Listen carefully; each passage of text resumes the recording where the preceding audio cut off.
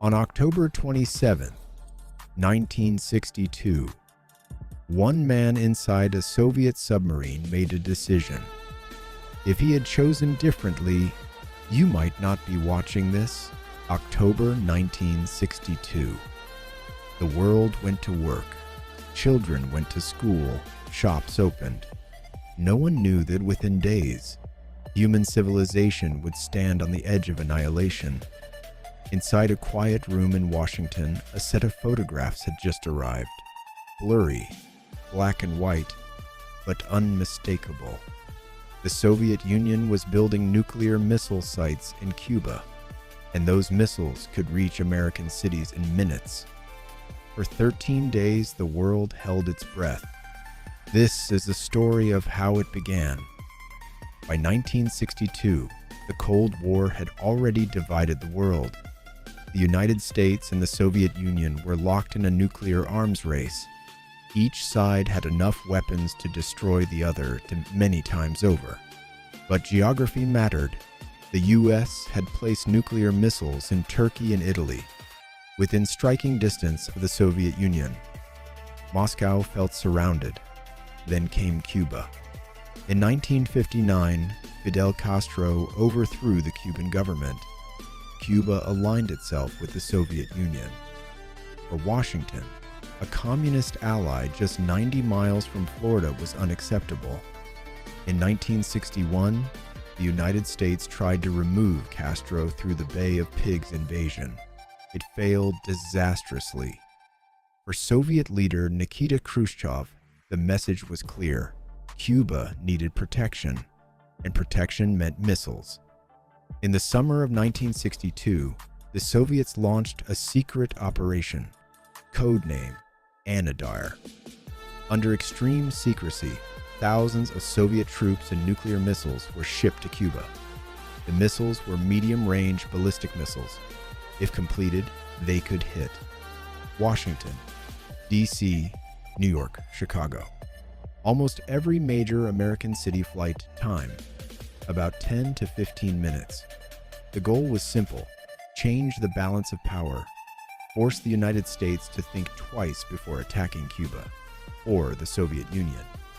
For weeks, the world knew nothing, until October 14th, an American U-2 spy plane flew over Cuba. High altitude, untouchable. It returned with photographs. Analysts at the CIA began examining the images. Long rectangular shapes, missile transporters, launch pads under construction. There was no doubt. These were nuclear missile sites. On October 16th, President John F. Kennedy was informed. The room fell silent. This was not a political problem. It was an existential one. If the missiles became operational, the United States would be living under immediate nuclear threat. Kennedy formed a secret advisory group, the Executive Committee, XCOM. Their options were terrifying. Inside the White House, intense debates began. Some military leaders demanded immediate airstrikes, destroy the sites before they became active.